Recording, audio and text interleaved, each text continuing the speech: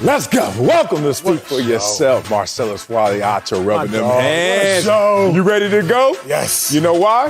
Happy Herbert Day. All right, let's not get to that. Let's get to the even bigger news in Jacksonville, where the Jaguars parted ways with Urban Meyer after 13 games with the organization. The team was 2-11 under Meyer, and his first year as an NFL head coach was filled with controversy.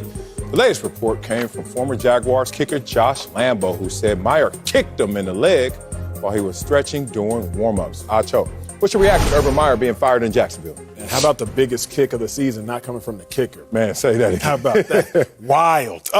Boom. Man, I'm not surprised with this Urban incident in Jacksonville. I'm not surprised the incident being Urban being fired. You taught me one thing. It didn't crack the top 5 Wileyisms ever, but it's one of my favorites, so y'all dial into these next few words. Okay.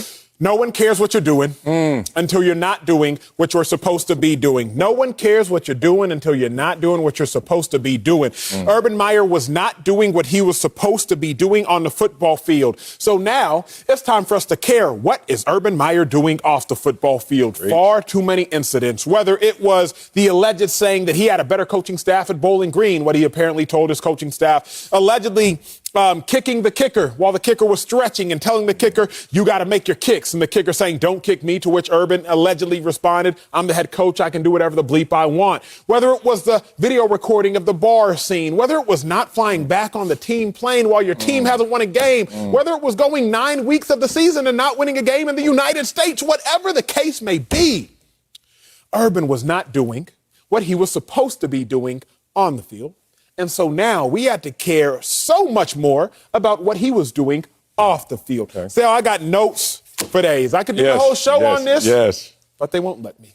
Nonetheless, we're going to go some places. Let's go where we go. Let's do what we do. This isn't Urban specific. This is coaching specific. Okay. Most coaches have a God complex. Most coaches have a God complex. Well, when we think about God, what do we think about? We think about omniscience, right? All-knowing. We think about omnipresence everywhere. We think about all-powerful. Well, coaches in the NFL, they are all-knowing. That's their aspect of a God complex. Coaches in college, they are all-knowing in their minds, and they are all-powerful in their minds. But in the NFL, you're not allowed to be all-powerful. Okay. And you're not allowed to be all-powerful because there are grown men who make real money. Grown men with significant others, with real children. Family. Out here. Whole families. Entire families. Yes. So while college coaches can walk around being all-knowing, can walk around being all-powerful and not get checked, NFL coaches, you cannot walk around with that same God complex thinking you are omniscient, that same God complex thinking you are all-powerful and get away with it. We have seen it time and time again throughout the course of history with our coaches.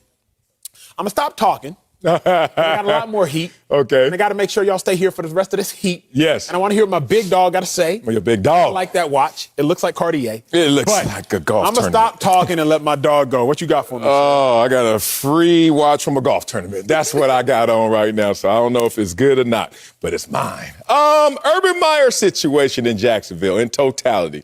Let me just keep it simple off the rip. He didn't want to be there. And let me just give it to you like I know it goes. He thought he wanted a new challenge and then quickly realized he didn't want that job. And so what starts to happen is in situations like this, when you don't really want to be there, you start to act out. You act out so you get thrown out. That's what happens in these situations. Let me talk to you how my therapist talks to me, and we share, a couple of my friends, the same therapist. A couple of my friends have been involved in all type of incidents, including myself. But one of the things he talks to us about, and a couple of my friends are getting divorced, is if you cheat. He said, it's not so much that I will look at you and think less of you if you cheat. But I'm going to tell you right now, there's a difference between me giving you therapy or me giving you a divorce lawyer's number based on how you cheat. Now, what is the difference? If you cheat, bad, bad, bad. But if you cheat in a way that you wanted to get caught, you cheat in a way that you wanted to blow up the spot, we need to talk to the divorce lawyer, not to the therapist. There's a calamity of errors. Here's the list of Urban Meyer. I ain't going to read his rap sheet. You know what I'm going to say? I'm going to say this simply. If Urban Meyer wanted to be there, we wouldn't see this rap sheet. We wouldn't hear about this rap sheet. If Urban Meyer had the same mindset as a general assistant, graduate assistant, one of those guys who's trying to work their way up to something, Urban Meyer wouldn't have put himself in this situation. So it's the old, and you're in a relationship and you don't have a therapist and you're not married. Let me tell you this. It's the old, I'm going to stop trying so she break up with me. That's what's happening right here. He going all of a sudden, you know what? I ain't tripping. Baby. Oh, no.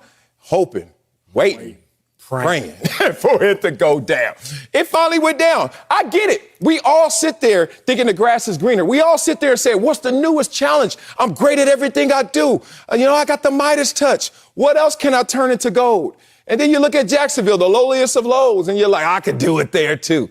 And then you got to land. And we were talking about this yesterday in terms of going to Jackson State and just all of the conversations where it looks amazing on paper. It inspires others. But you got to live through it. You are the one that got to put in that work. I think Urban Meyer finally got to Duval and realized, this ain't exactly what I signed up for. It's a word. I can't wait to hear you expound on that one a little bit more. We will. Can I share a word, Sal? Can I share a word? Well. Thank you, sir. Thank you, sir. Thank you, sir. We'll pass out the collection plates later.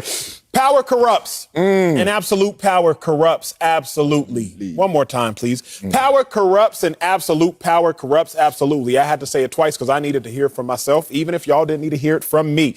The last 3 college coaches that have failed most expeditiously: Bill O'Brien, Chip Kelly, Urban Meyer. Woo. Bill O'Brien, Chip Kelly, Urban Meyer. Great college coaches, some better than others, but great nonetheless. So why did they fail? Okay. Because power corrupts and absolute power corrupts absolutely. Chip Kelly, I played for Chip. The entirety of my NFL career was with Chip Kelly.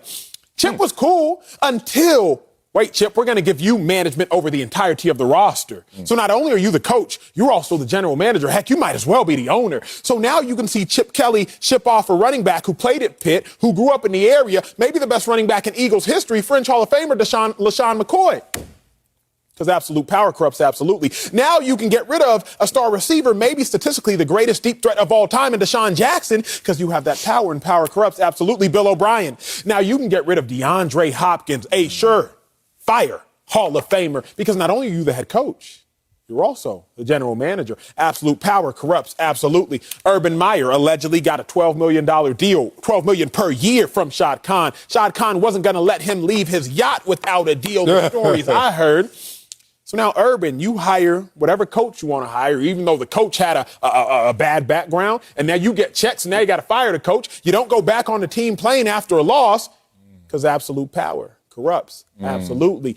Power corrupts, and absolute power, it corrupts absolutely. That is a quote that has stood the test of time, yes, it and has, we are for a now reason. seeing it stand the test of Urban Meyer, and Urban Meyer could not stand nor pass the test. It corrupts, big dog. It does. And what we saw is what we have seen and what we will continue to see. I'm not surprised, because if you give anyone too much power too quickly, it's over for them. You really think this was a power struggle? Huh? Do I? But I was there, right? You can ask me, you can not. Who, about Chip? With Chip, I was there, and I was like, Chip is a brilliant offensive mind. Brilliant offensive mind. But at the point in which true story, I feel bad for him, but a lot of people don't pity him. Howie Roseman, the general manager of the Eagles, you walk up the stairs, One Nova Careway, the practice facility. You walk up, you pop a left. Flat-footed? Yeah, you know me, Nigerian feet. Flat. Them hips need to open up. Right?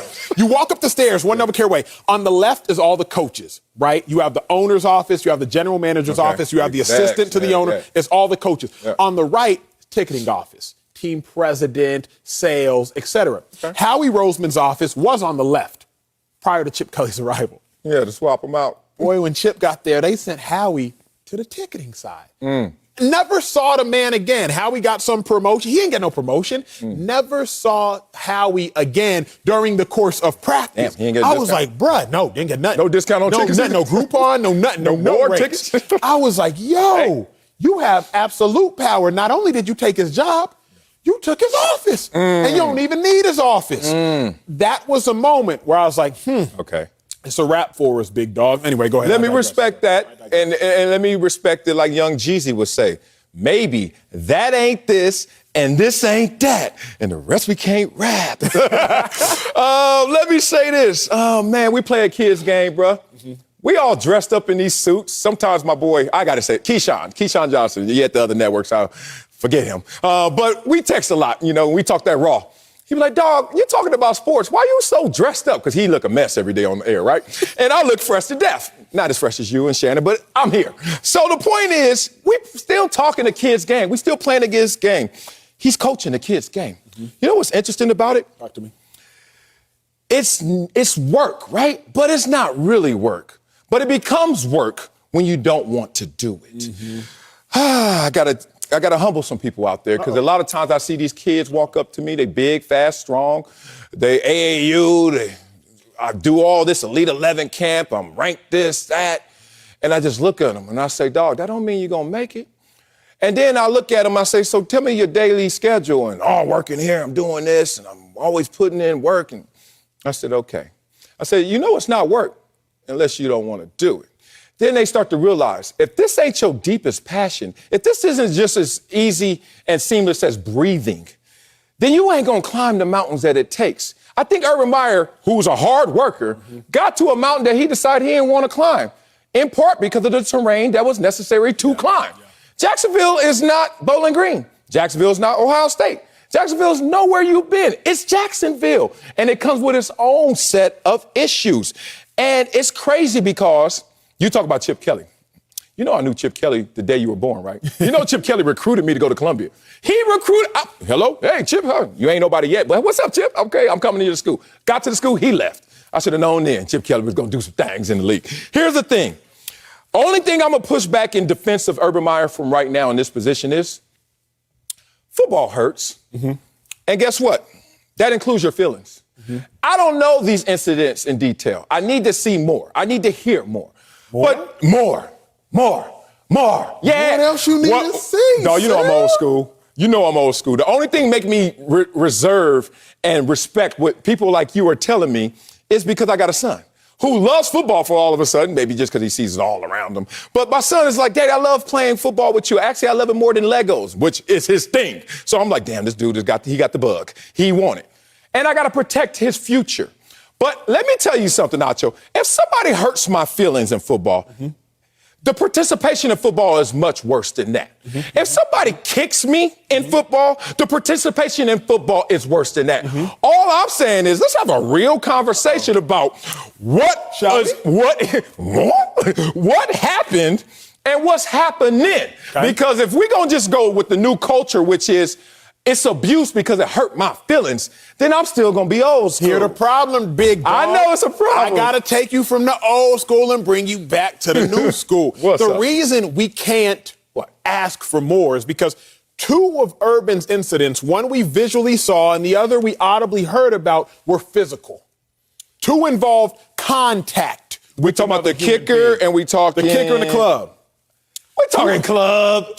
Two involved contact with another human being. I'm listening. Now we've traversed waters of, they misinterpreted my words to there was physical action. You feel me? In 2021, pushing 2022, there comes a point in time where what you could get away with, you can't get away with any longer. Whether that's okay or not, it's not up for us to debate. We just need to establish, here are the rules, here's the legislation, let's act according to the legislation. Okay. At the point in which you put your hands or your feet on somebody, the kicker, then it's like, I don't know how much more that you can tolerate legally. Yeah. You feel me? Like, there's going to come a point where this isn't even a conversation with any ounce of lightheartedness. Yeah. There's going to come a point where it's like, yo, if you kick a dude, a coach can't kick a player if it happened, right? Yeah. So if it happens on the street, that's a real issue, big dog. I agree. And you said the best part. We can't legislate the way it is. It's just how it is. You jaywalking and the cops pull you over, get a ticket. You can't be like, well, why is jaywalking the problem? There are no cars. I get that, and that's my error.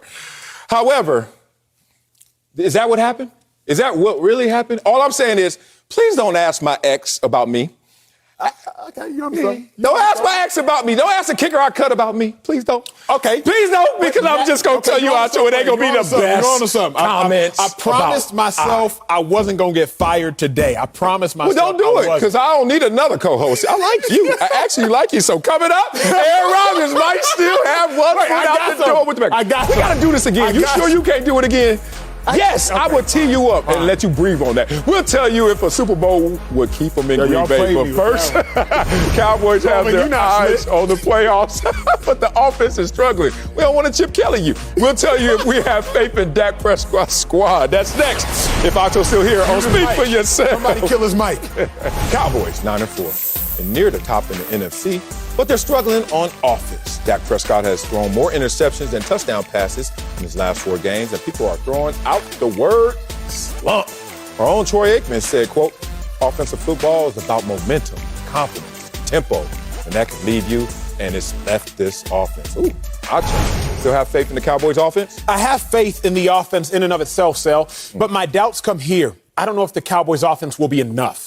Right, I have faith that the Cowboys offense will be good. They'll get back to being right, but I don't know if they'll be enough. If y'all don't catch the show every day, Sel and I have broken this down the last 2 weeks. When you review a team, you look at their last 4 weeks. You look at that last quadrant, if you will. You look at that body of work. Quadrant, SAT word. Yeah. Don't know if it's applicable, but I like it.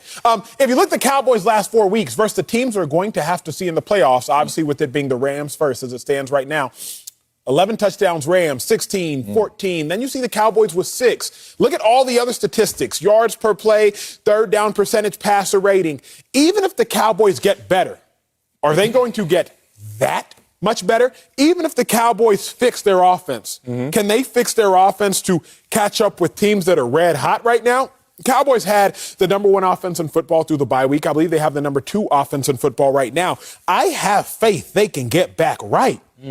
But Aaron Rodgers, Matthew Stafford, Tom Brady, they all in their bag right now. So I'm not going to sit here and act like the Cowboys offense can't to some degree figure it out. I think they can figure it out. It stems with Dak Prescott. Ever since that calf injury, I don't want to blame it on the calf injury, but ever since the calf injury, he hasn't fully been the same Dak Prescott. I have faith in them, Sel, but I don't know if I have faith that they can conquer the other 3 teams, which they are going to have to see as well as the other 3 teams are playing. Okay, let's talk about this. You know I got faith in them because you got to have faith. I got to have faith, faith. Hit that note. Rest in peace, George Michael. Anyway, no, you don't know that reference, but you will get this reference, Acho, because I see you over there struggling, my man. Spiritually, you're struggling right now with your faith in this Cowboys I was in church offense. last night, dog. It ain't showing. Let's talk about wrestling and church. Okay. When the last time you been to church? Last night. No, I'm not talking about live stream, Zooming. I'm not talking about FaceTiming with the pastor. I'm not talking about using any of this technology to get between you and the pastor and your Lord. When the last time you been to church, Acho? What's your point? You're wrestling with your faith.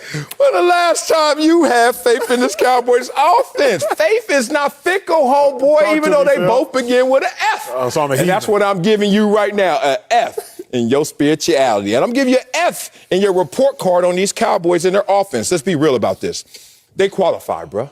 They just simply qualify. I could give you some numbers, and I shall give you some numbers.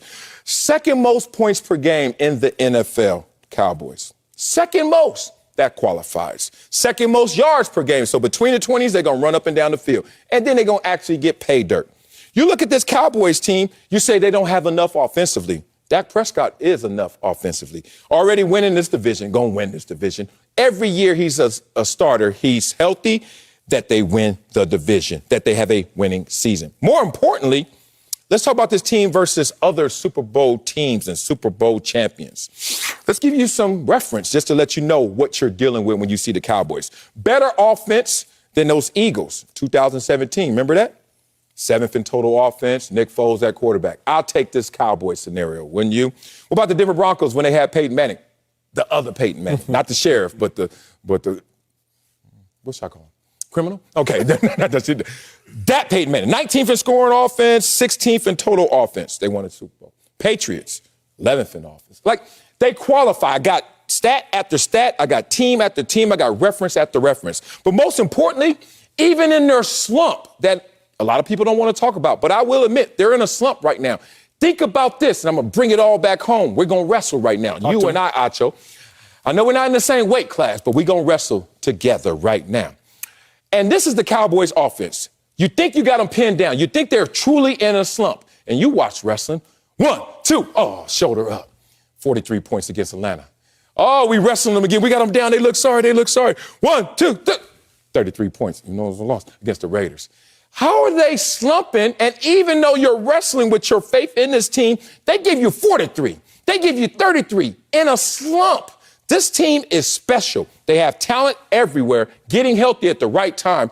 I have total faith in this team. They are special, and they're led by Dak Prescott. So let's assess why. I do have faith that Dak will get better. I do have faith that the Cowboys will get right. But is that faith going to be enough? Is Dak Prescott going to be enough? Remember, Sel, not Patrick Mahomes, Tom Brady, Aaron Rodgers, Dak Prescott, Matthew Stafford. I don't even want to talk about Kyler Murray and the Cardinals right now. I'm just going to talk about those four. Those are the four teams that I truly believe are going to contend when it's all said and done. I'm with you.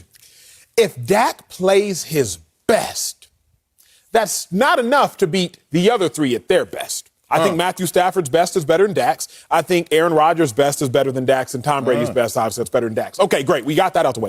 If Dak plays his best, I don't think that's good enough to beat Aaron Rodgers or Tom Brady's good. It can beat Matthew Stafford's good, but I don't think it can beat Tom Brady's good. 2016, I was working for the Cowboys, covering the Cowboys. Dak Prescott, Green Bay Packers, Aaron Rodgers, Dallas Cowboys, playoffs. We're here. It's time. Dak Prescott had an MVP caliber season. He got an MVP vote. It's time to go, baby.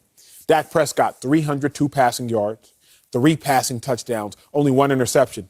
Aaron Rodgers, passer rating, not nearly as good as Dak's. Completion percentage, not nearly as good as Dak's. Aaron Rodgers only had 2 passing touchdowns. But who won the game? And who was the reason that team won the game? In Aaron Rodgers. So, yeah, I have faith that Dak will get back right. But we would be ignorant. And this isn't whether you love Dak, hate Dak. Let's just stand in the middle for a second.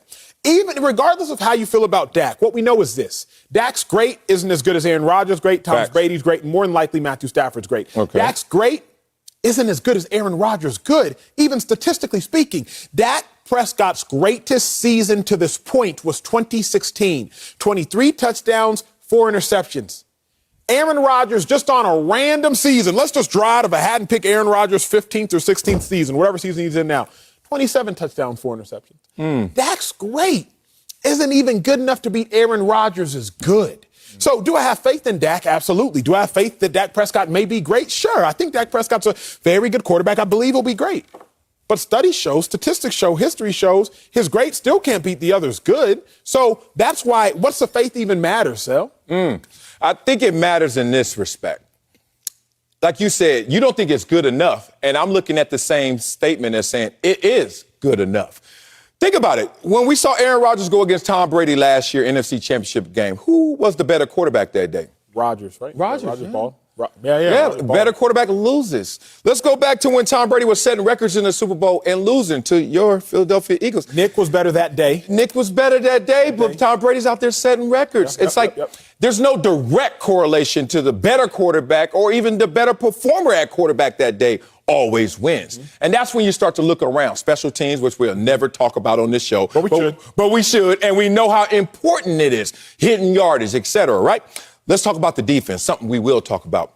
What team is number 1 on 3rd down in defense? The money down. The Dallas Cowboys. Think about it. If you stop a team from moving the chains against you, all you're telling that team is you got to go out there and strike gold every single time because you won't methodically move the football. Now we're starting to piece this together. Dak is good enough. The defense is good enough. All of a sudden, this can't be great enough. The question, though, becomes, let's go with the Cowboys' 2 best defensive players right now, or 2 most highly touted. Every Cowboys player allegedly is up for Defensive Player of the Year. Don't do that. Let's go with Parsons and Diggs. Okay, Trayvon Diggs, Micah Parsons, Cowboys' 2 best defensive players. Youngsters. I would still take the Bucs' 2 best defensive players, even if you want to give me Devin White and JPP, Devin White, Vita Vea, Devin White, Levante David, Devin White, Richard Sherman, who just got a pick last week. I still take the Bucs' 2 best defensive players in the playoffs, okay? Cowboys' 2 best defensive players, Trayvon Diggs, Micah Parsons. I still take Aaron Donald and Jalen Ramsey. Respect. I still take Donald and Ramsey. Heck, I might take Ramsey and Vaughn. I might take Donald and Von Miller. I'm still taking their two best defensive players. Assuming Jair Alexander does, in fact, come back fully healthy and Z Smith comes back healthy, then you got a challenge, right? Then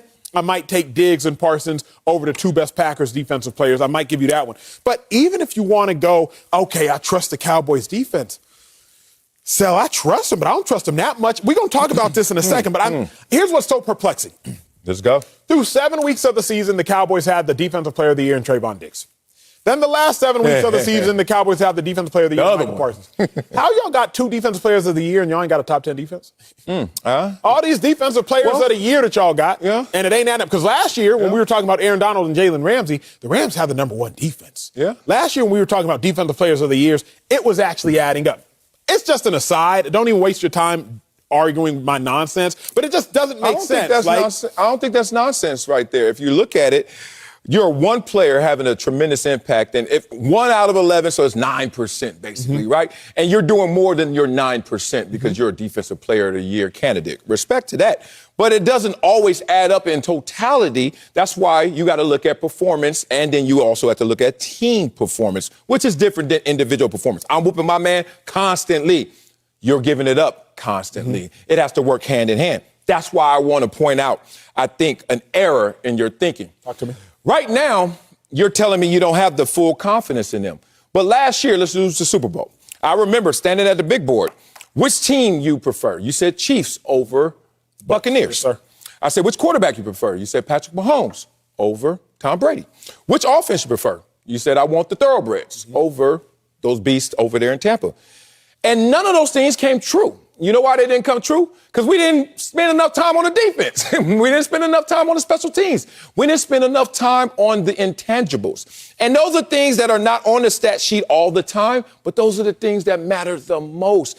Bill Belichick has made a career, a dynasty, his own 2.0 potentially in his dynasty creation, because he's like, once again, I'm going to manipulate first down, give you 2nd and 4s. I'm going to go out there and methodically move the chains, and I'm going to play tremendous defense. The boring stuff. It's not sexy, but it works. It doesn't sell. It just works. I think the Dallas Cowboys are kind of in that same mix of a little off the fastball defensively, but opportunistic and best on 3rd down, and they got enough offensively. Okay, I love what you said, because I do think so much of the game of football is based on intangibles. Let's talk Eagles Super Bowl when they upset the Patriots. Okay.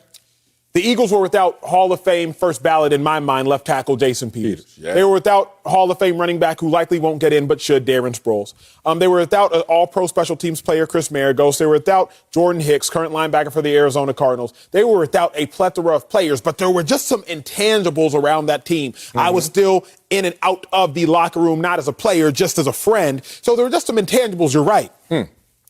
But I would take the Packers intangibles and the Bucks intangibles over the Cowboys intangibles. Yeah. Rams, different story. I don't know what they got going on. A lot of characters, a lot of acquisitions. Sean McVay, I personally love him. I know you. Oh, you like Sean McVay. I love Sean McVay. I'll come back out of retirement. I would take those other teams' intangibles. No matter how you give it to me, Sel, I would like the Bucks offense and the Packers offense and the Rams offense at this stage. I would like the Bucks quarterback and the Packers quarterback, and I think Stafford and Dak are equal at this stage. Intangibles, I like the Bucks intangibles. I like the Packers intangibles. Like, however you slice it, best defensive player, I like Donald and Ramsey. It don't matter how you cut it, it's still erring in the favor of somebody other than the Dallas Cowboys. I don't think I'm even being biased. I think it's just like, them other teams got dudes now. Yeah, the other teams have dudes, and I give you that. So you can make them your dark horse. You can say, well, you know, I'm going to discount them from the top. They're not the favorites. They're in the conversation, but they're in the back of the line. But that's when the collective unit comes out. That's what's so amazing to me about Bill Belichick, Tom Brady, and the New England Patriots year after year. They had dudes. Other teams had more dudes, but somehow, some way, they were able to harden that concrete, close that fist better than any other team. Do you know how many times they were in my division? So before they would get to the Super Bowl and win it again, I had to see them twice. I had to scout their 4-game cycle, and I'm looking man to man. I'm like, yo, we got that. We got a better ranking here and there. We were there. And then you get out there, and somehow, some way, they master those moments. The Dallas Cowboys are not in that position yet, but their talent certainly introduces them to those moments. Coming up, There's a huge battle tonight in the AFC West. Oh, yes, it is. We'll tell you if Patrick Mahomes or Justin Herbert has more on the line. And that's next on Speak for Yourself. Elite quarterbacks take center stage on Thursday Night Football as Patrick Mahomes and the Chiefs take on Justin Herbert and my Chargers, 7:30 Eastern, 4:30 Pacific on Fox, NFL Network, streaming on Prime Video, and buy season tickets. I'm there, baby. And speaking of that game, Patrick Mahomes and his Chiefs are coming into L.A. tonight. Be careful, y'all. Riding high on a 6-game win streak. The Chargers are just one game back in the AFC West, and they have early bragging rights since Justin Herbert threw 4 touchdown passes in their win over Kansas City earlier this season in KC. So, Acho, who has more on the line tonight? Herbert or Mahomes? Man, I think Justin Herbert has way more on the line. I'm interested in your take because I know, historically speaking, you tell me the person who has more to lose has more on the line because they have more to lose. Herbert clearly doesn't have as much to lose. Patrick Mahomes is Patrick Mahomes, $500 million quarterback, won a Super Bowl MVP, NFL MVP. But Herbert has to prove to me he can put together consistent good games. Really? Justin Herbert hasn't played back-to-back or 3 consecutive good games since October 10th. That was the last time we saw Herbert play 3 straight games. You remember there, because you're probably there. He had a 3-touchdown, no interception game, 4-touchdown, no interception game, 3-touchdown, no interception game, back-to-back-to-back. Back-to-back. Well, he played really well last week. We saw that. We were amazed by it. Made some phenomenal throws. Can you do it again? Because I tell you this much, Herbert, in the playoffs, to get to the Super Bowl, you got to play 3 good games. At a minimum, you got to play 3 games. Hopefully they're good because your defense ain't all that good. So Herbert has to go out there and, one, put some good games together. They say this, you got to be consistently good to be great. You got to be consistently great to be excellent. Herbert is excellent and meh. What? Excellent? And Something wrong with your voice? I know you've been having issues with your voice. 4 touchdowns, no picks, 1 touchdown, 1 pick. 4 touchdowns, no picks, Oh, you 1 doing touchdown, that? 2 picks. Oh, okay. Like, Herbert is excellent in some games, Bengals. But then you see him against the Patriots, and you're like, that's it? Like, he left a lot to be desired. I think Herbert has more on the line because Herbert has to prove, one, he can play consecutive good games. We've seen Mahomes do it over the course of his career. Also, Mahomes is a big dog. Yeah, Herbert, I get it. You beat him earlier in the season. You won that game. But, like, it's Mahomes' throne until you go take it from them, literally and figuratively. Oh, my God. You know I disagree with you right there. You made my point. Thank you. I shouldn't even speak, but I will. Let's talk about why Patrick Mahomes has more on the line tonight. One, because he's more of a player. He's a former MVP. He's a Super Bowl champion. So if you have greater highs and you fall from those great highs, it's going to be greater lows, more on the line for you. Risk, reward in this conversation right here. That's simple, though. Let's use Acho. Acho tells me when he answers the question, more on the line tonight, oh, you got to put consecutive games together, 3 games together, 2 games together. You know, playing in the playoffs, Super Bowl. I said tonight. And you know what's going on tonight? There's a new sheriff in town. Oh, excuse me. Let me clarify that. Patrick Mahomes knows that that's not true. There's not a new sheriff in town. There's a new sheriff on his block looking at him dead up, say, what's up now, partner? Woo, if somebody say partner and they don't spell it with an A, oh, my God, P-O-T-N, partner, U-H, it's a problem. And that's who Justin Herbert is. Let's talk about Happy Herbert Day, because it's coming today. You know right now that Justin Herbert's record against the Chiefs, 2-1. He wins tonight, 3-1. I'm not in your town. I'm on your block, homeboy. You know us, head-to-head, 1-1. But if I win tonight, that's 2-1. And more importantly, so far, I have outperformed you. You want to talk about them in their 2 games together? Who has a higher completion percentage? Who has more yards per game? Who has a better touchdown-interception ratio? Passer rating. Justin Herbert not only has beaten Patrick Mahomes, but has beaten Patrick Mahomes. So now we look at this situation for what it is. Here's an opportunity for somebody's Letterman jacket to change. Either we're going to look at Patrick Mahomes' and say, that patch right there, king of the AFC West, Mr. AFC, give me that. Because Josh Allen don't want to take it. Justin Herbert said, I'll take that. Best quarterback, young quarterback.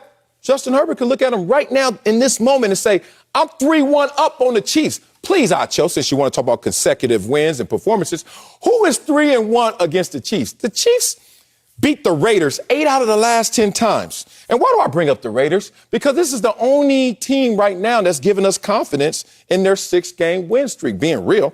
Dallas Cowboys, I would argue as well. But most people are like, Dallas was a little off their game. That was the Chiefs doing. Other than the Raiders games were 44 points a game, they're averaging 18 points a game. You look at his passer rating against the Raiders, 132. Everybody else, 70.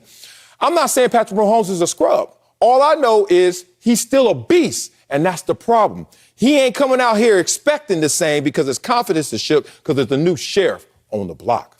I don't know that his confidence is shook off a 6-game win streak. Here's what I know. I think his level of respect is heightened for Herbert. Remember, didn't he say he made that whole joke on words in the offseason? I think it was about Herbert. I'll see it when I believe it. Right? He made that whole play on words joke about Herbert, and Herbert's like, okay, I'm going to show you then. And Herbert has shown him. I think Patrick Mahomes' respect for Herbert has grown, but Mahomes ain't shook. 6-game win streak. Beat the Cowboys, beat the Broncos, beat the Raiders twice. You won 3 games divisionally in that 6-game win streak. Plus, you went ahead and knocked off the Boys, a top NFC opponent. Yeah, it's all good that way. Herbert, if he does not beat Mahomes, I think stays a second-class citizen as a quarterback. I agree. In respect, even though I think he's tier 1, I know people are not going to give him that. But if he doesn't, if he outshines Patrick Mahomes and gets the W, that's taking something from Patrick Mahomes, and it's all being given to Justin. For the first time, is this a point where they both have the same on the line? Why? Herbert loses, second-class citizen. Mahomes still first-class citizen at quarterback. Herbert wins. Mahomes, you and Herbert are now being viewed as equal. They really are running the risk of losing and or gaining the same thing. It's not as though if Herbert wins, Mahomes is still like, yeah, you still can't touch me. Or if Herbert loses, Mahomes is like, dang, Herbert, but you still close to me. I think this game will literally decide how we look at those two as far as how close they are. We should not mention them in the same sentence. Absolutely should not. Because one's a Super Bowl MVP, one's an Offensive Rookie of the Year. One is a NFL MVP, one's an Offensive Rookie of the Year.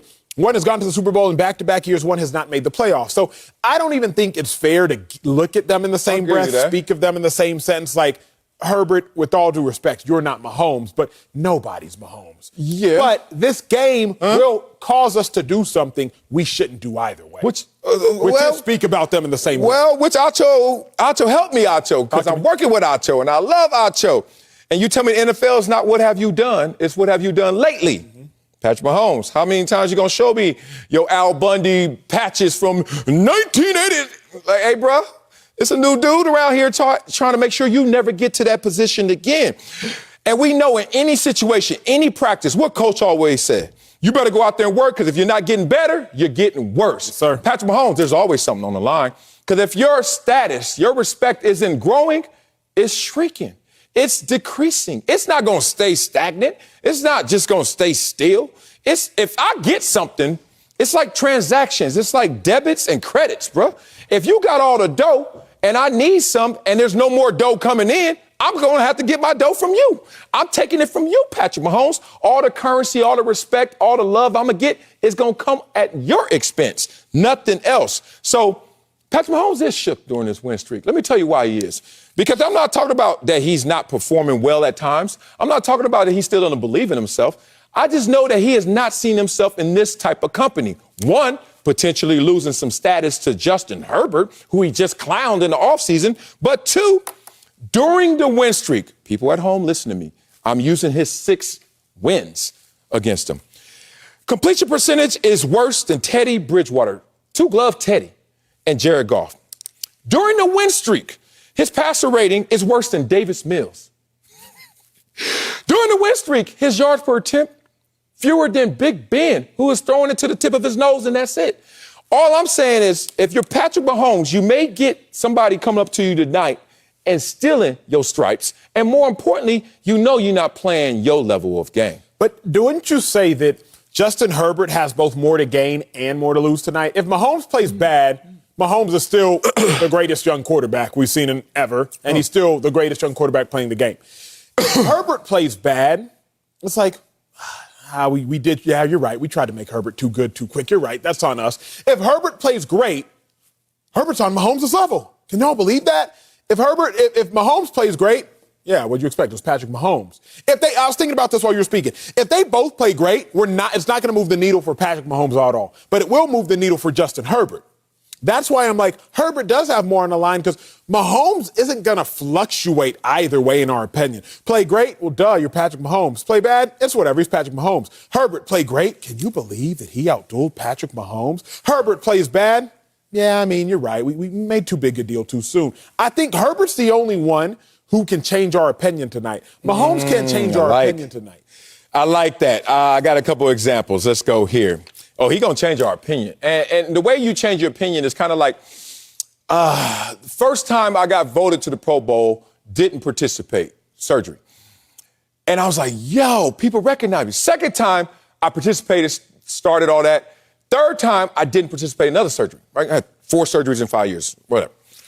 But you know, it's the first time I didn't make it after I had made it, you know what happened? Everybody was like, oh, you didn't make it. Oh, dog, they tripping. They ain't respecting you. They ain't watching it.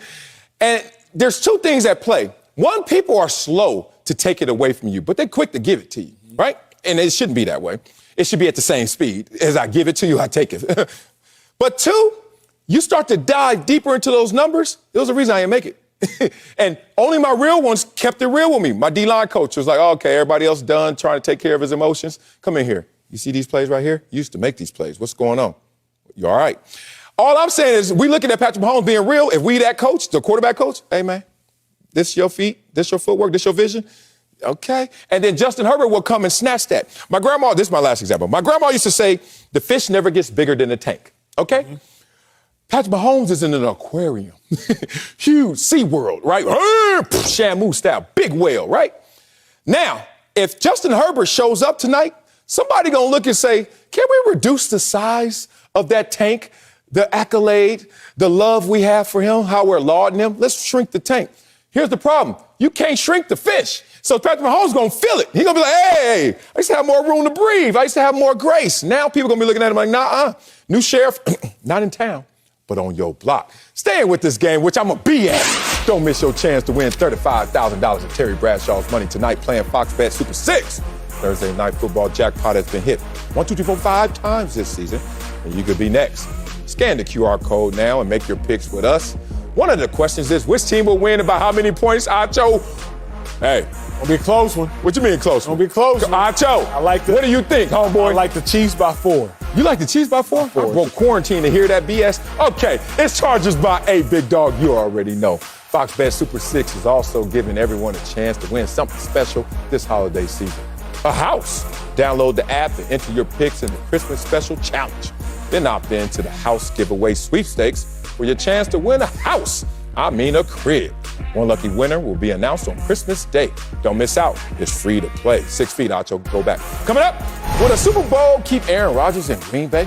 Former Packer Greg Jennings will help us answer that question next on Speak for Yourself. Packers are on top in the NFC, and everything appears to be going their way right now. Ahora. But remember, they had an offseason filled with drama surrounding Aaron Rodgers' future. Now a report says more drama is coming, and Rodgers is most likely to leave the Packers. And, quote, I don't think a Super Bowl is going to matter. Joined now by former Packer, Fox NFL analyst Greg Jennings. So, Greg, GJ, will the Super Bowl keep Aaron Rodgers in Green Bay? No, I don't. And I don't think it's going to take them even winning a Super Bowl. You got to understand, in order for somebody to move on, they need to know, especially in Aaron Rodgers' position, he has to know that where he's going is going to provide better, more. Is there a place that will provide more or give him a better shot of winning, or even better yet, competing week to week to get into the playoffs to win what every player in the National Football League chases every single year, which is a Lombardi trophy? The answer is no. And so when you look at this situation, I was one that thought, you know what? I don't think this is going to work. I think Aaron's going to leave after this year. I am of the belief now that just as much as the Packers need Aaron needs them. Ooh. Because when you look at the landscape of the National Football League, there aren't many prosperous destinations. Yeah, the Broncos are a team that that has a lot of pieces, but they're really young. Will they be ready to win right now when if Aaron was to jump on that road to Denver? We don't know. What we do know is that every year we're talking about the Green Bay Packers. Every year we understand that they are improving defensively. Look at what they've done. They've been the catalyst of how they win games this year, not the offense. That is a sign of a team that has progressed, that is constantly improving, not going in the opposite direction. Yes, they've been to the NFC Championship 3 out of 5 times of the last 5 years, and they have lost. But they're there. And I get it. Packer fans are ready for that breakthrough. But Aaron Rodgers, more than even the Packer fans, are ready for that breakthrough. But who's to say it is guaranteed if you walk out the door and go somewhere else? I feel you. I do think a Super Bowl keeps Aaron Rodgers in Green Bay. I think that's what you're alluding to as well. I think it does, G, and I think it takes a Super Bowl, but it's for this reason. Packers won the first 2 Super Bowls, back-to-back. Boom, give me that. If Aaron Rodgers messes around and wins a Super Bowl this year, is he going to forego the opportunity to go back-to-back? If Aaron Rodgers messes around and wins a Super Bowl this year in the most competitive season we've seen in the NFL since 1990, because for just the third time since 1990, entering Week 15, nobody's qualified for the playoffs. Like, that's how competitive it is at the top of the NFC and all muddled up in the AFC. Nobody has qualified for the playoffs. Incredibly competitive. If the Packers can win in the most competitive season or one of the most competitive seasons we've seen in the last 3 decades, Aaron Rodgers got to be thinking, oh, I can do this again. If I can do this now, when things didn't go great for us this year, I threw away a couple games, the whole immunization thing. Bakhtiari wasn't here the majority of the season. All-pro cornerback Jair Alexander wasn't here the majority of the season. Darius Smith wasn't here the majority of the season. If I can win now, I might be able to run this back. Conversely, to Greg Jennings' phenomenal point, where else can Aaron Rodgers go where he'll have it this good?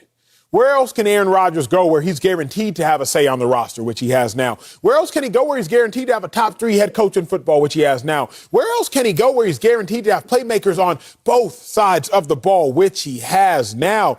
You're going to go somewhere else for what? You better cherish your choice, Aaron Rodgers. You need to choose Green Bay and cherish that decision. Because, Greg, I've never heard anybody say it thus far this year, but I think you're exactly right. Aaron Rodgers needs the Packers as much as the Packers need Aaron Rodgers. We've all been like, oh, man, the Packers are at Aaron Rodgers' disposal. But let them break up for a quick second. Aaron Rodgers will very quickly find out, I may have had it better than I thought. Let me answer this question. Let me be literal. Would a Super Bowl keep Rodgers in Green Bay? No, because that's not what's going to make him happy. Let's talk about what's going to make Aaron Rodgers happy. He's gone, y'all. I'm just telling y'all right now. But once again, I'm a hater because I tell the truth too early. Aaron Rodgers is gone. Because it's not about where he is, it's about who he is, all right? Let's talk about that. It's not about where I am, it's about who I am. People always talk about optimism and pessimism, and we really look at those things and we kind of gloss over it. Are you just negative or are you just positive? Let's dive a little deeper into what that means. When you're an optimist, you look at the Green Bay Packers as a team that's been in consecutive NFC championship games. You look at them as a team that has the best record since 2019, 36-9. You look at them and having a coach that hasn't lost back-to-back games in 45 games. Only the 4th coach in NFL history to ever do that. However, when you're not an optimist, when you're closer to a pessimist, if not an Aaron Rodgers, you start to look at these things like, oh, man, my general manager, man, and our relationship. You start to look at it and say vague things like the culture and the people just doesn't add up. You see what I'm saying here? This is not about Aaron Rodgers really looking at this situation for what it is. It's something else, and something else is going to make him happy. I think that something else, this is conjecture, is Aaron Rodgers really trying to close that gap with Tom Brady. But here's the problem with trying to close the gap with Tom Brady. You're trying to keep pace with somebody you can't catch, and that's Tom Brady. Tom Brady switched teams after 20 years. Aaron Rodgers might think that's the flavor of the month, to switch teams after all the years being in Green Bay. But like y'all said, where you going to go that's better than this situation? The Steelers? Well, they got the 27th ranked total defense right now, Aaron Rodgers. You have a top 10 defense right now. And last time you had a top 10 defense, Aaron Rodgers, what happened? You won a Super Bowl. You're talking about the Broncos, potentially the Raiders, depending on what happens with Derek Carr, et cetera. It doesn't add up. You know why? Because we're looking at it by performance. Aaron Rodgers is looking at it way deeper than that, deeper to his character, to his core, and he's looking at what's making him happy. See, and if that's the issue, or if that is the case, then why did he come back this year?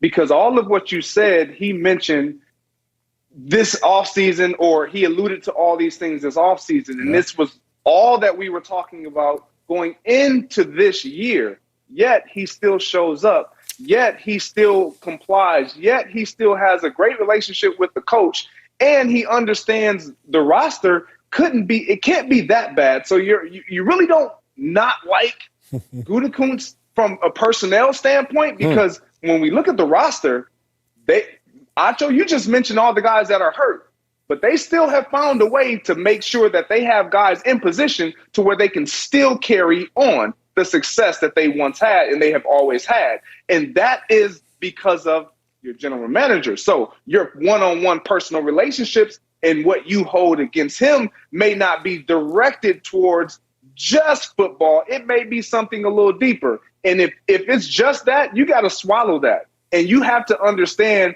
that we're playing this game for wins. That's it. I don't care about any personal accolades. You're going to get all of those things. But at the quarterback position, it's not just about you. He has relationships. Think about what can transpire if Aaron Rodgers decides to leave. Devontae Adams, direct domino effect. All these, Robert Tonyan, all these guys who are looking at Aaron Rodgers saying, you know what, is he coming back? If he's not, then why am I going to come back? Well, pieces can then implode, but you go somewhere else. You don't have those relationships already established. So you don't know what's going to happen if a young man gets offered another contract or has another opportunity or sees money at the door and he walks right out. So you know that if you're there, you're going to have this opportunity afforded you every single year. And I don't think Brady is even in his thoughts of trying to catch and chase after what Tom Brady has been able to accomplish, because that's just simply not going to happen with Aaron Rodgers where he is in his career. Other thing to keep in mind, G, and you talked about this, but I'm going to hammer this home and I'm going to be done.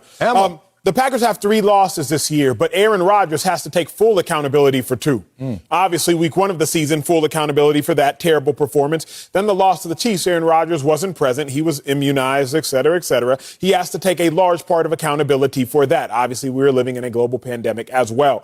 With that being said, the Packers are a one-loss football team outside of Aaron Rodgers' ownership. Rodgers, where else you going to go and only have lost 1 game through 14 weeks? Because Tom Brady can look around and say, bruh, we almost lost this Cowboys game because Chris Godwin, you want to fumble on the goal line. Leonard Fournette, you want to drop a screen. Man, we lost to the Washington football team because my players don't want to catch passes right to them. Yeah, I know, I threw one high. But where else are you going to go, Aaron Rodgers, where you're the primary reason for the majority of your losses on the season? Aaron Rodgers is in the best situation, and he is a part of not the most talented team in football, but I would definitely argue, and I would want Greg Jennings' opinion, the deepest team in football. I mean, the fact that you can go to the Cardinals, go to Arizona, and you can come out with the win in that game with all them players down, but you still have a Randall Cobb on that team who can make some noise. The fact that y'all can still win this many games, as depleted and decimated as that roster is, you have a practice squad cornerback in Rasul Douglas that has 3 crucial picks and 2 pick sixes, if I'm not mistaken, on the season. You got practice squad players that have Super Bowl experience. Russell Douglas was on the Eagles Super Bowl roster. So you might not be on the most talented team, but Aaron Rodgers, you on the deepest team. That's hard to find.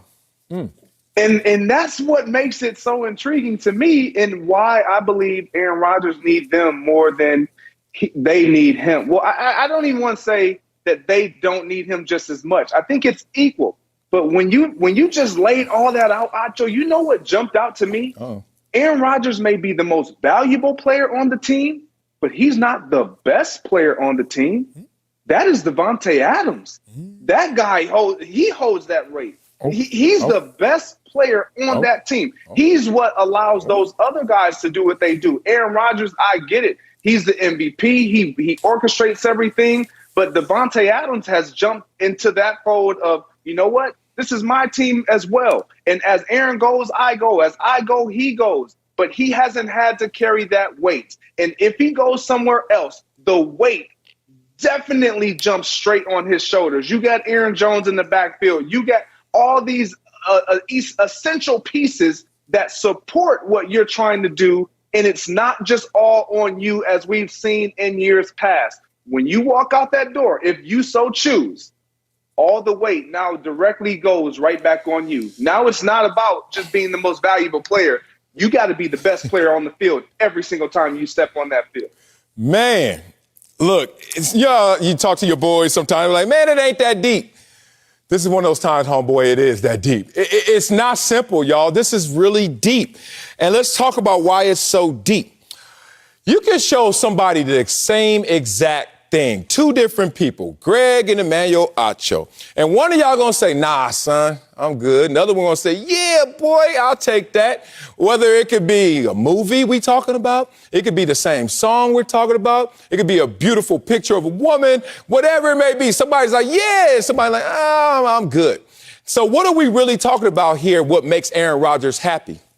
It seems like the same thing that makes all these great quarterbacks happy: power. You brought up the general manager, and his biggest issue is with the general manager. And why would your issue be with a general manager that has you in winning positions? Unless you want the power. It's not just about winning, but I want to be the reason. I want to be in control. I want to have the power of why we're winning. Tom Brady did it. He left Bill Belichick and the Patriots because, in part, he didn't have the power he wanted. Russell Wilson this offseason causing some smoke. Deshaun Watson is waiting for his opportunity to do the same thing because they want more power because they know how important they are. But I'm not blaming Aaron Rodgers for this, y'all. I told you it's deep. You know what Aaron Rodgers is doing? He's turning into his football father, Brett Favre. This is exactly who he is. Brett Favre raised him in a dysfunctional family because when Aaron Rodgers got there and he saw Brett Favre, Papa, in the block, Brett Favre was spazzing. Brett Favre was mad that they drafted Aaron Rodgers. Brett Favre went down, went up. Brett Favre left Green Bay after 16 years, and the year he left, they were 13-3. And Aaron Rodgers sits there now, raised by this, and you know how much we fight to be like our fathers, don't want to be like them? We turn into exactly who they are, right? The more you fight, the more you become them, right? So I think Aaron Rodgers is like, nah, I'm going to finish my career in Green Bay. I'm going to suppress all of this offseason after offseason after offseason. Finally, he started leaking this offseason. And it was group therapy, public therapy for every sports fan to watch and witness. Aaron Rodgers just want power, y'all. Y'all keep thinking he won another Super Bowl. What is 2 Super Bowls going to do for him compared to Tom Brady with 7 and potentially 8? That's nothing. He ain't trying to win that race. He's trying to win a different race. And it's a race for 50 Cent and the power. Coming up, Urban Meyer and the Jaguars parted ways, and we'll tell you if the NFL should steer clear of hiring college coaches? Spicy chicken nuggets next on Speak for Yourself. Let's get back to the big news in Jacksonville. The Jaguars parted ways with Urban Meyer after 13 games with the organization. Meyer came in with 3 national championships on his resume, but the Jaguars were 2-11 under him, and his first year as an NFL head coach was filled with controversy. So, what's your reaction to Urban Meyer being fired in Jacksonville? So you said something an hour ago, and we left the audience hanging. Let me pick back up. You made a great point. Okay, how are you going to ask my ex about me? You're not going to hear the most glowing of remarks. Let's remember, Urban Meyer got fired on the heels of the allegation, not of a heel, but of a toe, that Urban Meyer allegedly kicked his kicker. And, that's really what he got fired on the heels of. You make a great point, right? Are we really going to necessarily not believe, but just overtly trust the words of maybe a disgruntled former employee? I was thinking about that because it is a thought worth considering. But, Sal, you can't, I don't think, spurn too many people along the process of your journey towards greatness. And I think what we've seen with several coaches, and I think as of late with Urban, is like, man, he has a lot of people that don't necessarily like him in that workforce. And I think if nothing else, that has now come back to get him. Remember, you don't go back on the team plane. So now, after a loss, so now several people in the media, former players, former coaches, they're all looking like, wait a second now, Urban, you gonna do that to your team?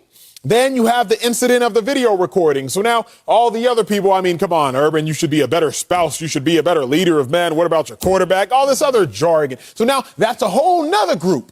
And now you go down and the allegations come out that he was disrespecting his assistant coaches. My assistant coaches were better at Bowling Green. That's what the report said. So now you got a coaching committee that's looking at Urban like, man, how dare he? I think so. During this Jacksonville run specifically, so many people were left upset. There was such a wake that you also have nobody else to defend you if you are in need of any sort of defense. So now Shad Khan is looking around like, anybody want to speak up? Any defense attorney for Urban? Anybody got any words to say? And as quiet as can be. I think that was another factor in play.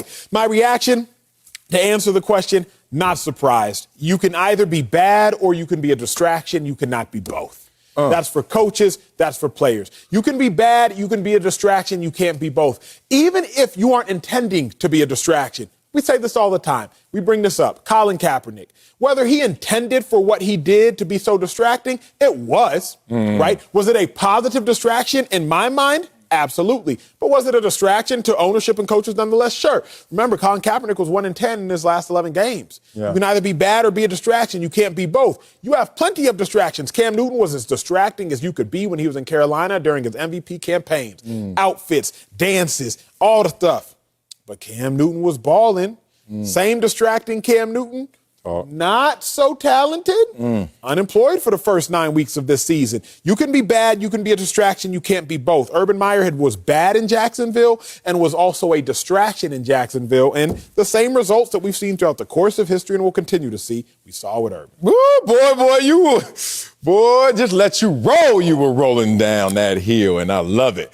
Can I get in? Please. Can I get a ride? It's going to be tough. Flintstones try to catch up to you and jump in, but I'm jumping in with you, big dog. Oh, I see so much from this situation. I love these type of topics. Let's start here. We know what success looks like in this world. I think we all do. And success looks a lot of different ways. It could be money. It could be monetary, right?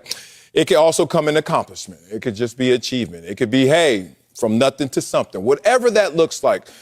We know what success looks like.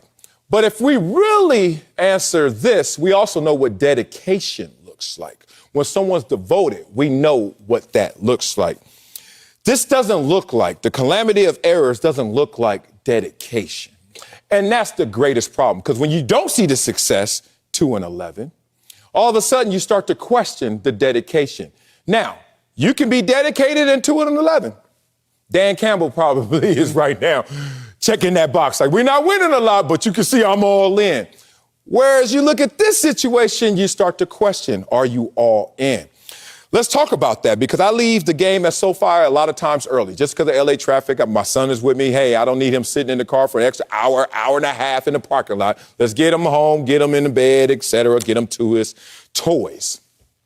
So when you're leaving the game, and if it's a close game, you really don't want to leave, but you're leaving. You can't see the scoreboard. You know what happens in life when you can't see the scoreboard, what the success looks like? You start reading other things. So you know what I do? I listen for the cheers. I listen for the boos. It tells me what's happening, even though I don't see it.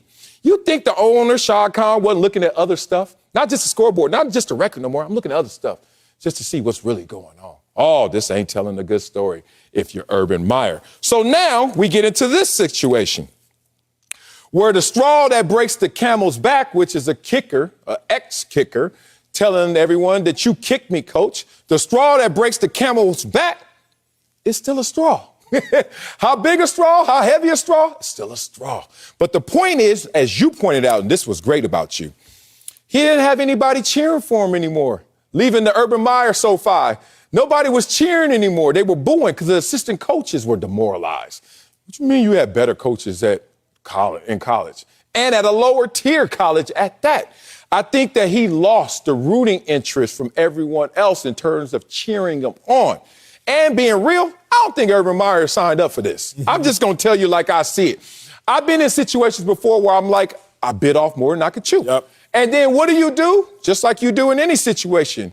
You act out to get out. That's what he did. That's real. We've been in these situations, whether it's a workout, whether it's a classroom, whether it's a relationship, like you think you want something. Yeah, I ain't worked out in a while. New Year's resolutions. We all gonna do that. Every day I'm gonna hit the gym 6 a.m. Right. You might even sign up for a personal trainer, commit some money, because you know if you pay money now, you gotta show up.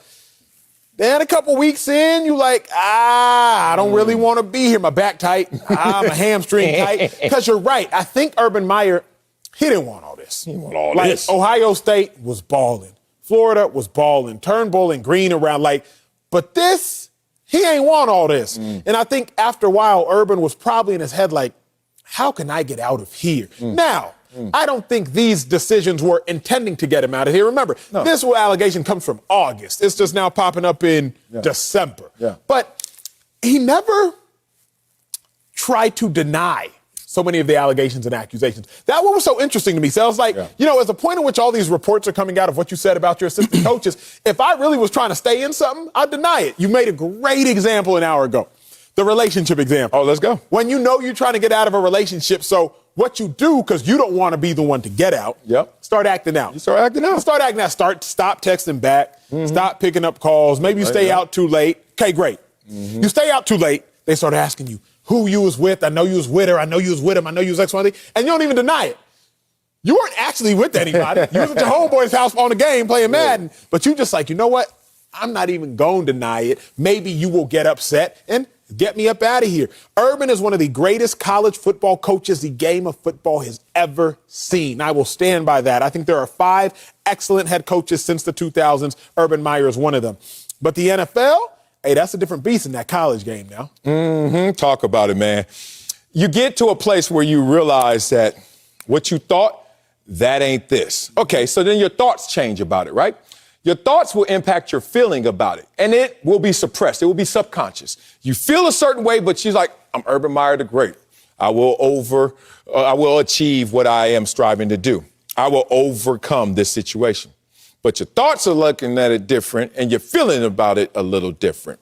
So then what happens is your words start to change a little bit. You ain't protecting people like you would if you really were all in, like you said. And then ultimately it turns into action. Ultimately it turns into you just a little loose. It's so funny. People think that when you talk about a situation that you start off the way you end up. You don't. Look at this. You don't think that? You don't No, think so? no. The way you go in is the way you come out. But the way you start ain't the way you act when you're leaving. Here's the example. As a freshman, go to your first meeting at University of Texas. How were you in that meeting? You had thoughts.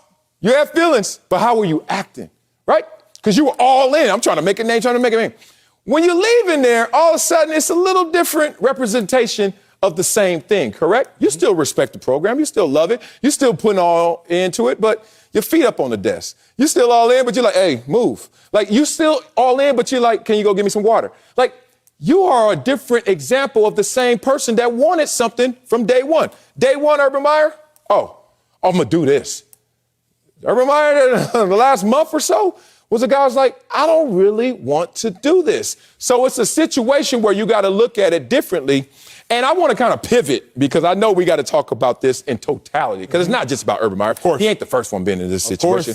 Let's talk about the experience of college coaches going to the NFL. Should the NFL stay clear of all the college coaches? If I was a decision maker and owner, I wouldn't hire another college coach. I think you have significantly more to lose than you have to gain. If you just look at the history of college coaches, particularly since 2000, Butch Davis losing record, Steve Spurrier losing record, the great Nick Saban, greatest college coach of all time, 15-17 losing record. Then fast forward up there, Chip Kelly losing record. Won to national championships at Oregon, losing record. Bill O'Brien, barely a winning record. And then you can maybe hang your hat on Cliff Kingsbury, right? That's the one person I might try to hang my hat on.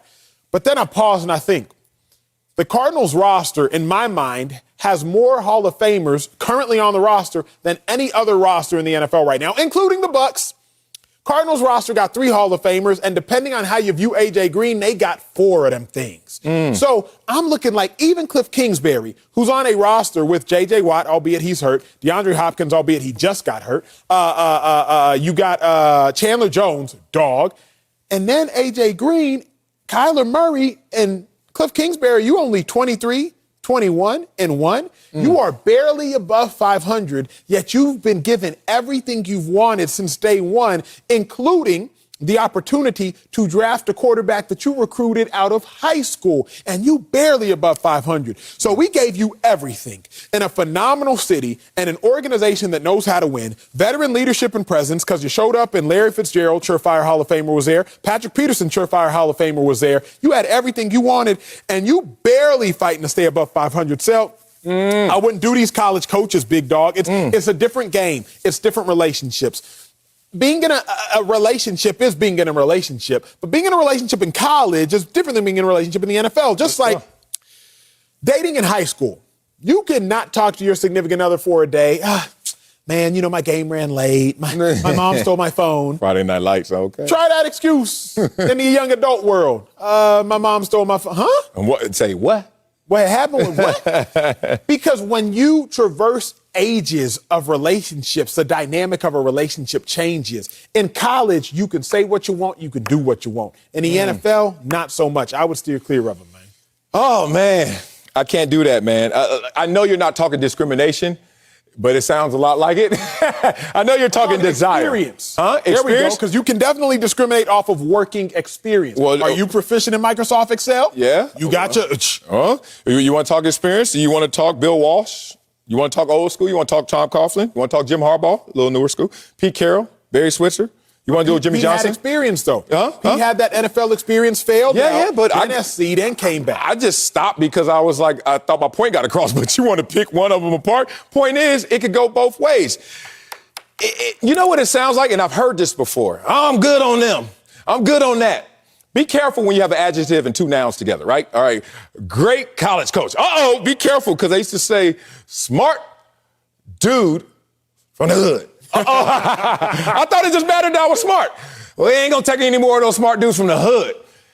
We're not going to take any more great college coaches. No. Just take great coaches. It don't have to matter if they come from college or if they come from high school. I don't care. Great coach is the criteria. When you start getting into this, I'm not saying it's discriminatory. I'm just saying that it is looking at it blindly, or at least covering up one of your eyes. Don't you feel like, though, Sel, sometimes the context matters, right? Like, you might hear, man, like, they're great in a relationship when they're not working. Yeah. Right? Like, it's context of it. So in this matter, it's like the college game and the NFL game are different because you're dealing with different individuals. Okay. Yeah, right? You're dealing with different working capacities. You have differences. Let's be real, man. College coaches, they are the most powerful person on campus. Yes. They are more powerful sometimes than the in the president. state. Yes, they're typically the highest paid public employee of the state, but college coaches are not only the highest paid of the state, but also it's usually college football coach, board of regents, president, athletic director, most universities. College coach comes in first. In the NFL, owner, general manager, because he will outlast the coach more times than not, head coach. So you go from college, being the big man on campus, I don't have to answer to really anybody, to the NFL. Now all of a sudden you got to answer to everybody. Bring it back full circle. Remember, Urban Meyer hired Chris Doyle, the first mistake he made publicly.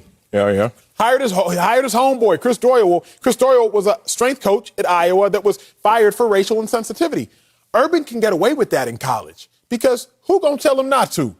This athletic director, whose job is contingent upon my success, who gonna tell him not to? The president, who I make way more than? But come to the NFL, who gonna tell him not to? A litany of people, anybody and everybody. So I would steer clear, Sel, because it's like it's a different game, different relationships. Yeah, including a billionaire who's telling you, nah, don't do that. Here's the thing. Respect to Urban Meyer, respect to Nick Saban, respect to the college coach that failed at the NFL level, whatever we want to call it. But I go back to an old Wileyism. None of us should speak for all of us, right? So I'm a college coach. As great as those coaches are, none of them should speak for all of us. Coming up, Micah Parsons is being compared to Lawrence Taylor already. Tell you if we like the rookie downplaying the bold comparisons. That's next on Speak for Yourself. Micah Parsons has 12 sacks this season and could become the only rookie since Hall of Famer Lawrence Taylor to win the Defensive Player of the Year award in his first season. Saquon Barkley said, quote, I've never really seen anything like him. He's really LT-like, to be honest. Parsons responded to the bold comparison. Take a listen.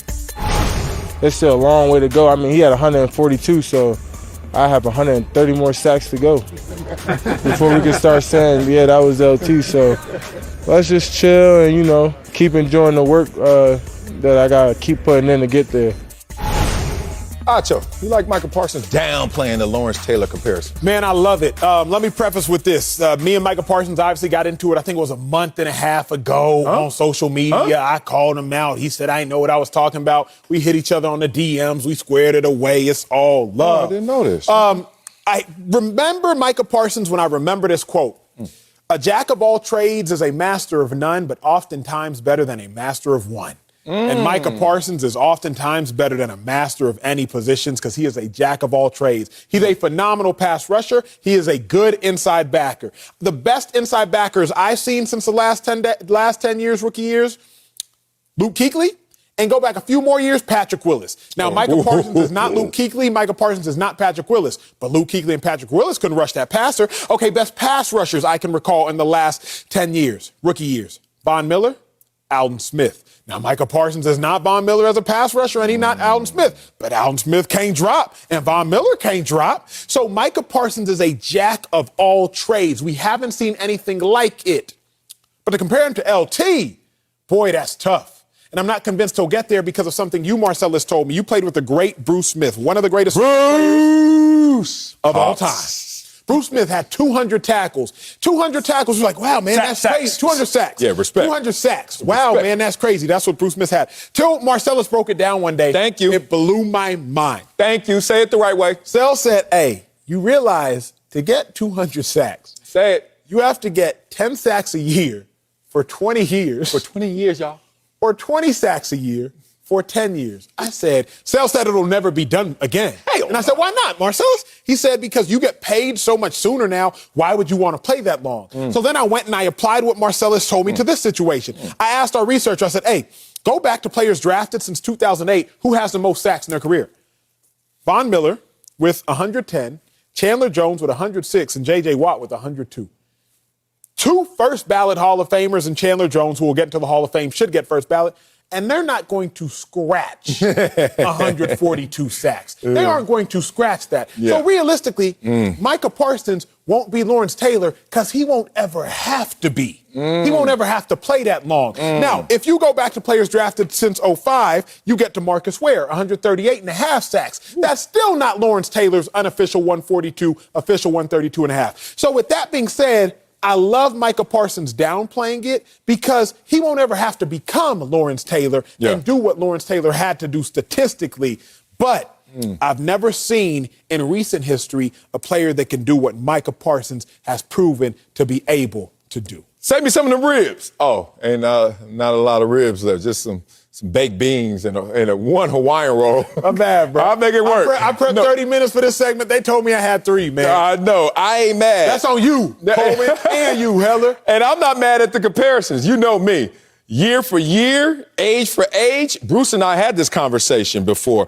Look, he is rightfully compared to Lawrence Taylor because he's having a better rookie season than Lawrence Taylor had in his rookie season. Lawrence Taylor had more tackles. Everything else, Micah Parsons is winning. I say that year for year.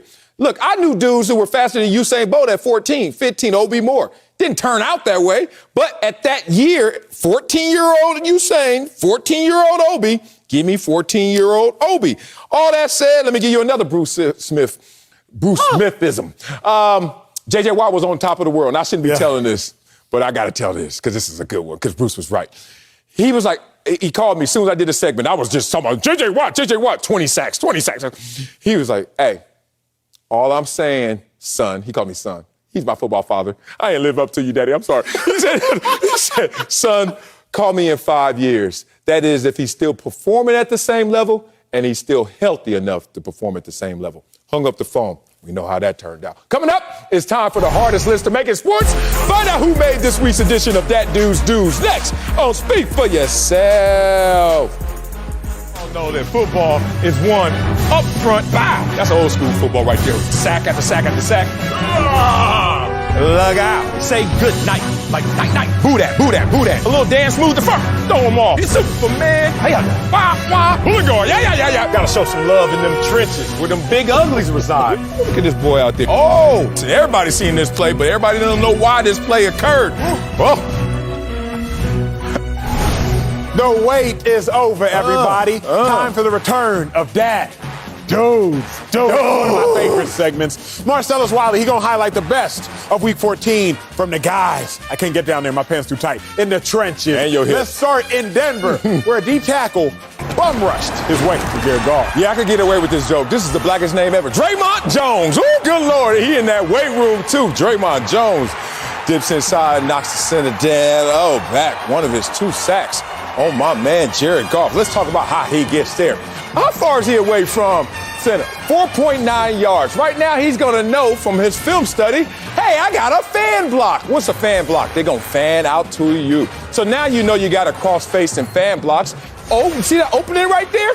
That's where he wants to go, Acho. But he comes through the opening and realizes, hey, McCollum, you're not going to fight me? No pressure? You see the little move? It's a little baby move. But in that moment, McCollum decides, hey, I haven't been in a weight room lately. So now let's give it another angle. Jared Goff looking down, saying his iron clock. Oh, my God, he knows what's going to happen. Not something pretty. McCollum, all you got to do is punch.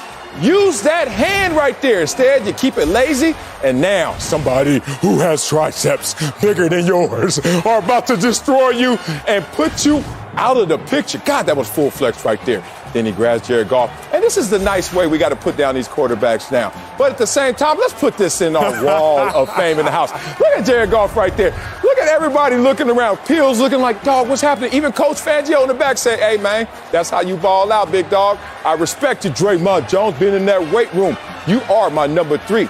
That dude of the week. I like it, Sal, because his celebration reminded me a little bit of your OG celebration. You want to see it? Is it coming up? Is it coming up? Let's see what he's doing. See, you know, I was an inspiration to a whole gangster nation. Look at this right there. Oh, that ain't it. That's it? Damn, why we look like we in the AFL? Mine look dusty as hell. Hey, give me another one. I had more sacks than that. Move on, man. Y'all got to show better highlights. All right, we got to head to Arrowhead, where a Raiders rookie will continue and has continued to make an impressive late season debut, bringing down Patrick Mahomes. Malcolm Cooks, you already know. Gonna do the Humpty dance. Here's your chance to do the hump. Gonna get around that corner. Patrick Mahomes, you're gonna be feeling like that tonight against my Chargers. But let's talk about this play right here.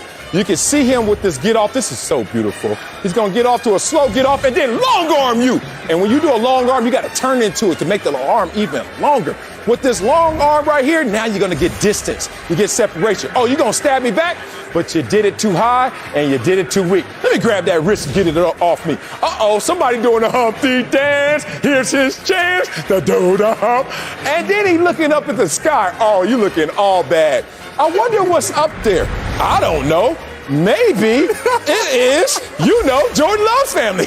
And then Malcolm Coops says, let me go grab Patrick Mahomes, like Joey Bosa might do tonight. I don't know. Just the point is, now they doing this new school. We grab the quarterback to the side, clamp the ankles, twist. Maybe it hurts, maybe it doesn't. He's our number 2. Okay, finally, let's take a look at who gets the top spot. A Brown superstar showed why he deserves to be defensive player. Oh, man. They made me as a DN, and then they made the best DN right now. Myles Garrett, good Lord. Tyler Huntley, you know you pray right now. Let me show you the predator. Oh, my God, Myles Garrett. He too big. He too fast. He too strong, and he know he wrong for this play. Sack, forced fumble, strip sack, and touchdown, fumble recovery, all in one, and go to the dog pound. Give him love. Let's talk about this. Look at this kick step. That's called fear, because look how long and wide it is. But, hey, I'm a kick back right here. Billy Wineva, respect to you and your service. Here's the thing. You can't do anything with a guy who can bend the corner like that. Look at this turn radius, man. Is this a Tesla out here? He has this outside foot already locked into the ground. So that means it's just me versus you with proper technique to give you an attaboy on the butt as I go by you for the sack, because that's going to help turn my hips and clear. Perfect timing right there now. Full extension. I want y'all to remember he was just turned the other way a step ago. Now, in this moment right here, it's time to get this strip sack. Well, look at all this. It's so funny because we're going to see guys fighting out the Jadavian Clowney, Sheldon Day, Darnell's boy. And they over there tackling each other. You can tell that they don't play on the offensive side of the ball. Bow! Ball out. Oh, let the athlete go get it. The big, fast, strong athlete he is, Myles Garrett. One of the reasons I retired right there. Good Lord, how great is he?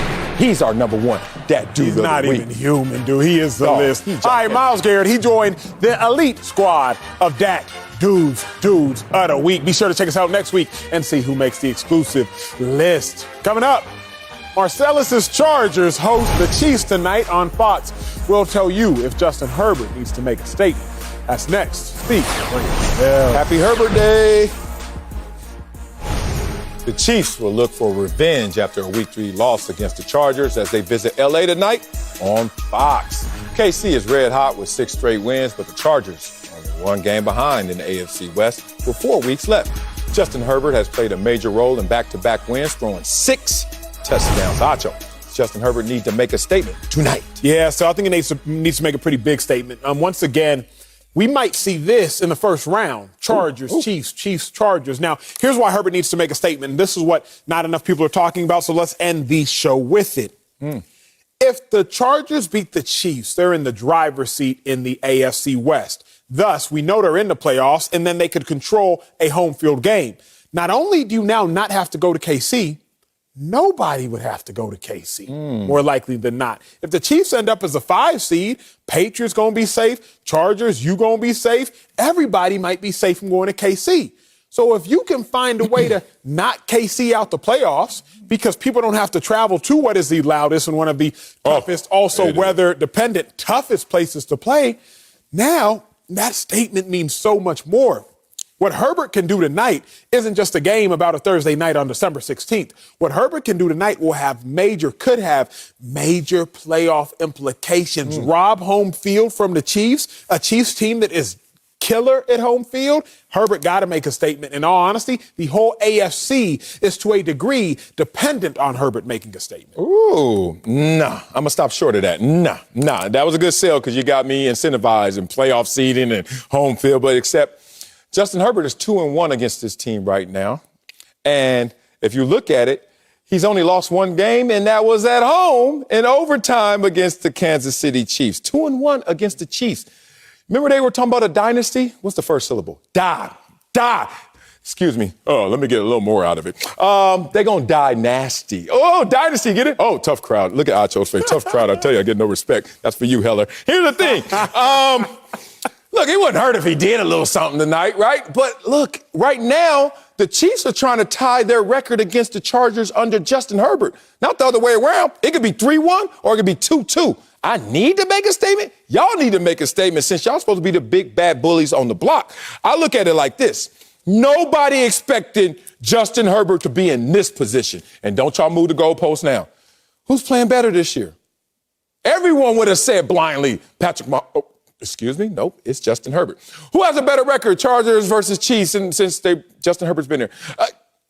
Justin Herbert, 3-1 if they win tonight. Does he need to make a statement? Nah, Patrick Mahomes has too much at stake in terms of his stripes, in terms of his respect level.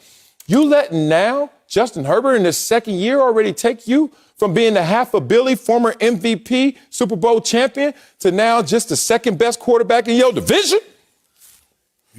Who need to make a statement? It ain't Justin. Coming up, Ezekiel Elliott defended Dak Prescott's recent struggles.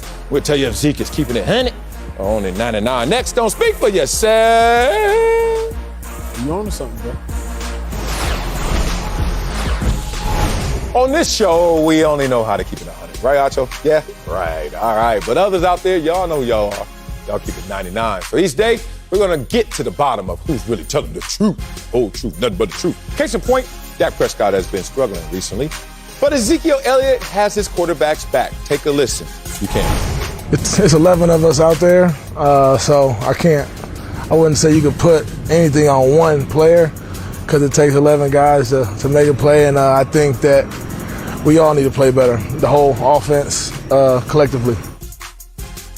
Acho, Ezekiel Elliott keeping it 100 or 99? He keeping it his 100. You know, when you love somebody, bro, you don't even see their flaws. Like, so while you are genuinely telling the authentic truth in your mind, it is not the authentic truth in everyone else's mind. Zeke and Dak go hard together, bruh. 2016, same draft class. Jersey number 21, jersey number 4, Dallas area code 214. I think Zeke is actually keeping it 100 to him. He ain't keeping it 100. Can't even get 100 yards. Oh, sorry. Did I say that out loud? Look, he trying to protect Dak, and he like, yo, if y'all think Dak ain't playing well right now, you know how he looking up there in the 5th row? Oh, who was up in the 5th row talking to Zeke? The hell? Look at me, man. And get 100 yards. That's it for us. We'll see you tomorrow. Acho, yours was really pulling at my heartstrings. I almost didn't get that joke off. See y'all, manana. Go Chargers!